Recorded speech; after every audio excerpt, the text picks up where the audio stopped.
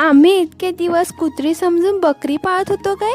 आता माझी आई बाजारात जात असेल, नाही तर शेतीवरती फेरफटका मारायला जात असेल, तिच्या हातामध्ये ही पिशवी कायम असणार. आज आम्ही आमच्या सोबत या 2 महाराण्या घेऊन जात आहोत. ते तुम्ही ऐकलंय का कधी? साहेब पुढे आम्ही मागे. त्यातलंच आमचं काही आहे. बाबा पुढे आम्ही त्यांच्या मागे मागे. पावसाळ्याची पहिली ट्रेकिंग तर आमची ह्या डोंगरीपासूनच सुरुवात झाली. बापरे, ह्या चिंच तर बघा किती पडलेल्या आहेत. आता ह्या चिंच जमा करायला टाइम नव्हता, नाहीतर आईने पिशवी आणलीच होती, त्यात भरल्या असत्या. बाबांना या झाडाझुडपांमध्ये असं काहीतरी दिसलं. अरे यार, शिकार मिळता राहिली. या डोंगरीवरून व्ह्यू तर बघा किती भारी दिसतोय. डोंगरीवर गेल्यावरती जागोजागी ही मुंग्यांची वारुळं दिसत होती. ही छोटीशी डोंगरी चढताना हालत बेकार झाली. आणि जुलै महिन्यामध्ये ट्रेकिंगचं बोलतायत, म्हणजे काम 25 होणार आहे. चालून चालून तर तहान लागली होती, म्हणून पाणी प्यायला बसलो. तर आमच्या कुतूला पण तहान लागली होती, म्हणून त्यांना पानामध्ये पाणी